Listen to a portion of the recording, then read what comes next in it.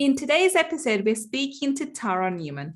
Tara Newman is a high-performance coach on a mission to help business owners generate significant revenue so they can pay themselves well, profit wisely, and create real, tangible wealth for themselves. She has coached high-performing women and men over the last 20 years, from New York Times bestsellers and TEDx speakers to tech executives and multi-millionaire CEOs. As a creator of the science-driven CEO Debrief, the slow method, the boldest offer, and the EMS framework for emotional resilience in entrepreneurship, she infuses everything she does with systems of success and science of human performance. Let's speak to Tara and find out how she changed her life by changing her mindset. Let's find out.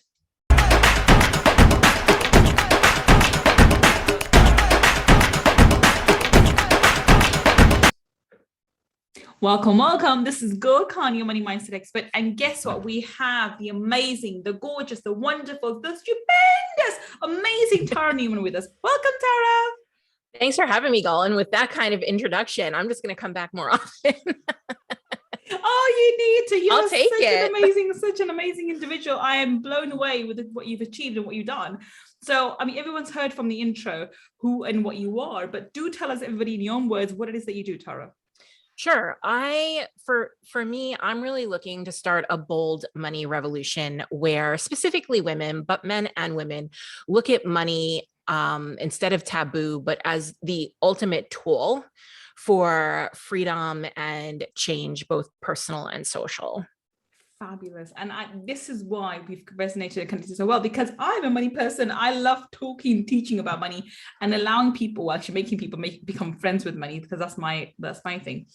So we've heard the intro, we know what you've achieved so much, Tara, but let's start from the beginning. How did you end up here? Where did you start from the beginning?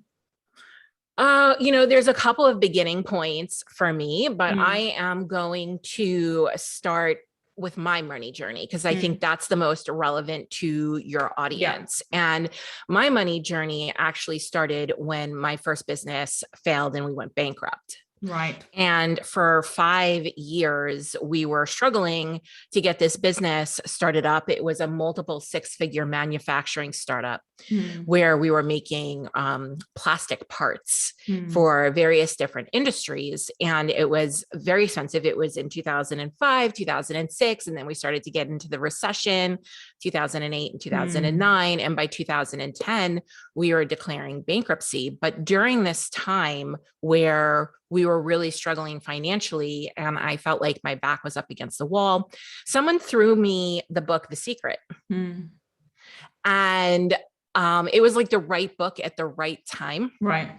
And that's where I started really learning about the law of attraction and how more so like how you think and what you believe has an impact on what you are able to accomplish and receive. And it all started really small, where we literally didn't have money to pay for groceries. I had 2 little kids. We were starting to get behind on the mortgage.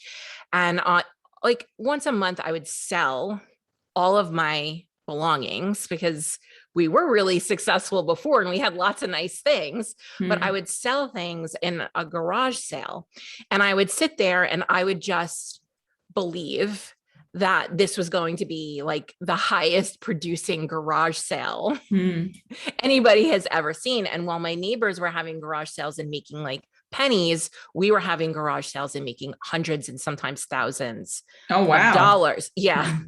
Yeah, that allowed us to make ends meet and, really kind of hang in there until we were able to come to some kind of resolution around the situation, which was ultimately bankruptcy. But okay, so that's quite a journey itself. So going towards bankruptcy, and we can see that you were going there, and then coming out. So how, once you did file for bankruptcy, how did you work on your mindset? How did it come out the other end? Because bankruptcy is not just the fact that it financially, your bank statement's in the red, and you have this name, this tag against your name, who's someone who filed bankruptcy. It's also a mental block. It's a mental thing as well. So how did you overcome that? I think it was very emotional. it was a lot of trauma Mm. around those things. And there was just a lot for me. My way of navigating my mind or my mental space is around journaling. Right. So it was really me having a habit and a practice of having a place to go to kind of unload what was happening in my mind so I could see it clearly on paper and make different choices. Right. Okay. So that was an outlet for you. Journaling was an outlet for you. It was. And, for me around mindset, it's funny because people will say to me, well, I just don't believe that to be true. Like, I don't believe the thing that I need to believe, right? Mm. Like, I don't believe that money comes easily and frequently. Mm. I don't believe that checks are just going to show up in the mail. I don't believe that money comes from unexpected sources. Yeah. sources, right? Like, I just don't believe that. And I'm like, totally get it. Mm. Right? It's hard to believe until you have the evidence of the fact that it is true. Mm. So for me, it's always been about, and, I'm a very practical minded person, but I'm also very energetic. Mm. I have, a master's degree in something very practical, and I have an advanced certification in Reiki. Right. So I kind of can toe in both places and really cross that bridge and like bridge that gap for people. So for me, it was a lot about repetition and looking for evidence. I think that's what most people fail on, because they read all these books and they try and they supposedly are creating their life, but they don't, because they don't see the evidence on the external world or show up as rapidly as they would like. That's when doubt creeps in, and that's what stops them either taking action, or even, from my experiences, and this is what I teach, is if you, every time you have a doubt about that thing appearing, you've pushed it further away. It takes that much longer for it to show up in your 3D world. And then the longer it takes for it to show up, the more doubt creeps in. And that's why it ends up sometimes not appearing in your 3D world. And hence people say, well, I went to manifest 5,000, end up losing 10,000. This is very common, but this is the reason why. What's your experience with this? So what really kind of exploded in a really good way, my ability to change my mindset and to see these things was to get around other people, because then I could borrow evidence of it being true. Yes. Well, if it's true for them, then it could be true for me. Right. And to believe that if it's true for them, then it's true for me. But also, there's evidence that we deny, like we push it away. Like we refuse to see evidence, even when it's right in front of our right. Even if it's right in front of our face. Like, I mean, you could find a dollar bill on the floor and choose to see that as evidence, or choose to see that as no big deal. It's not, because it's not the thousands of dollars that I wanted. Yeah. So therefore it's not true.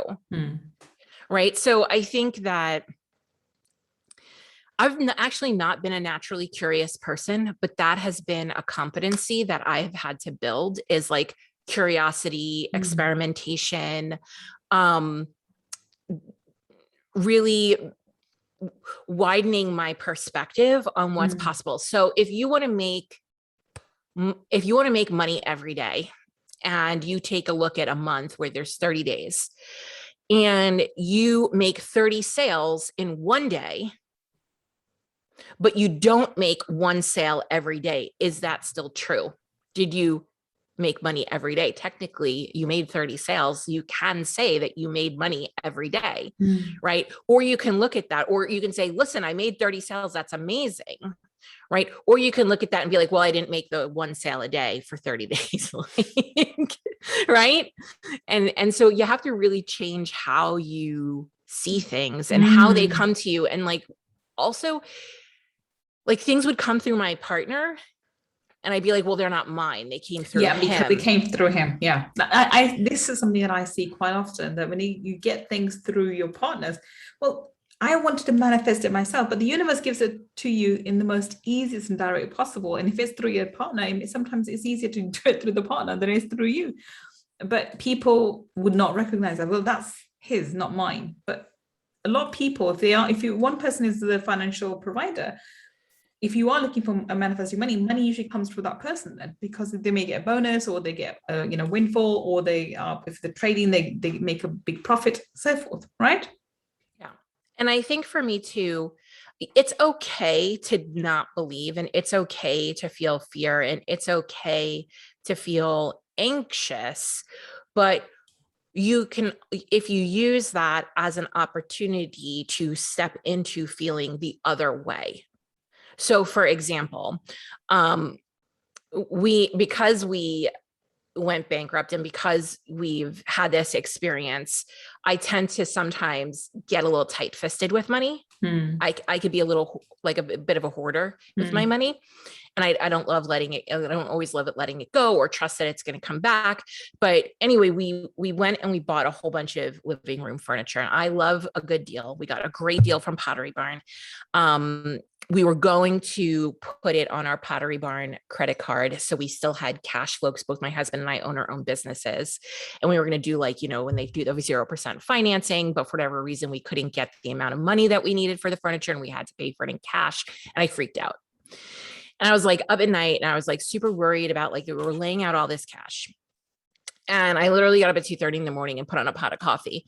And I was like, okay, I'm going to sit here and take every fear and every negative belief and flip it around. I'm going to use it as the catalyst for the opposite of what I want, because I don't want fear and anxiety. So I sat there and I flipped it all around again in my journal, because I write, and I like repetitive writing. There's something about the kinesthetic movement of writing something over and over and over again. That's actually very calming for your nervous system, which is actually calming your nervous system is the money game. So you can receive. So it's very calming for me. And my husband gets up and he's like, wow, you've been up all night. The coffee went on early. And I said, yeah. And he's like, well, he says, I have a meeting today with the life insurance guy. It's that time of year. It's around his birthday. He's like, we have to make some changes. And I actually think we're going to get some money when I change over my accounts. So don't worry about it. It's fine. He calls me. He got the exact amount of money to pay for the furniture back from when he switched over his life insurance accounts. How fabulous is that? I have so many stories like that, but it's for sure one of the most bananas stories, right? And it's because I didn't yes, it's okay to feel those things, but do you have the tools and the patience to sit and feel the opposite? Yeah. Can you move yourself? Can you use the negative feeling as a pathway to the positive place? Oh, I love that. I think I completely agree with you, because no one's going to feel 100% of the time in this elated, happy, and really abundant feeling that we want to have, to get the law of attraction, especially when it comes to money, to work in that way. But this is where you fall onto the 80-20 rule. If 80% of the time you can feel that way, and the 20% of the time when you do feel like crap, how quickly can you go back into the abundance mode? And what tools do you have to take yourself there? And also the discipline, you just mentioned patience. I think more than patience is the discipline. You need to have the discipline to implement them. One of the things I teach is cord cutting. And if you feel negative towards someone else about something, very rapidly you should be cutting cords. But people know that, but they don't do it. And I'm guilty of it too. At times, my daughter has told me, Mom, just cut cords and just let it go. I'm like, oh my God, okay. I taught you well.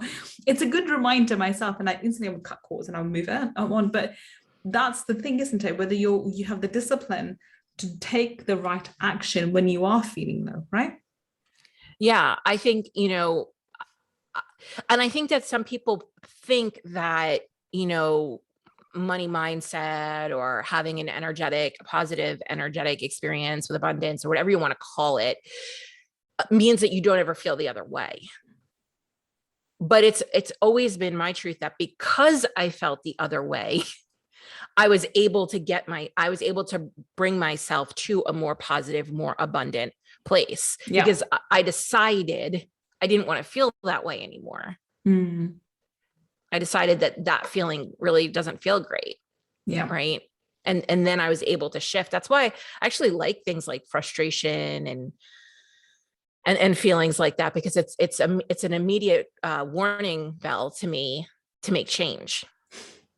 It's I a agree. choice. I don't have to feel this way. Yeah. But this comes over time of knowing and recognizing those feelings and being aware of them, being consciously aware of them. A lot of the time, most people are unconscious of their feelings towards money, and they just feel low and they don't exactly know why, and they're just feeling low. Whereas I think when you get to a certain point, when you start unpacking your emotions, you realize I'm feeling low because I'm nervous or stressed or anxious about money coming in and making the ends meet, or making this bill payment or that business payment and so forth. And money tends to play on most people's minds 90% of the time. That's what I found with people. Even those who don't admit it are constantly thinking about it. In today's day and age, unfortunately, money plays a major part in your life, and you have to give it the importance, but in the right context. What would you say about that? Yeah, I mean, I think probably one of the most important things is understanding our relationship to money and all of the threads that come with that. So it's not even, and realizing that it's not even your relationship with money, it's your parents' relationship with money, or family members' relationships with money.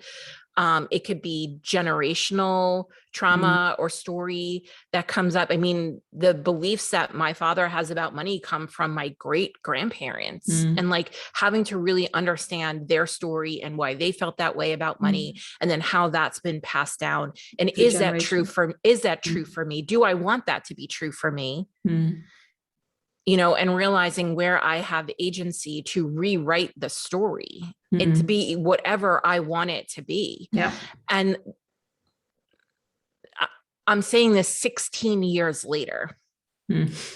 Right. And I so want your listeners to hear that it's actually, while things can shift quickly when you change the way you think about something, there is a longevity and an endurance and a lifetime habit and practice behind this that's so rich and rewarding.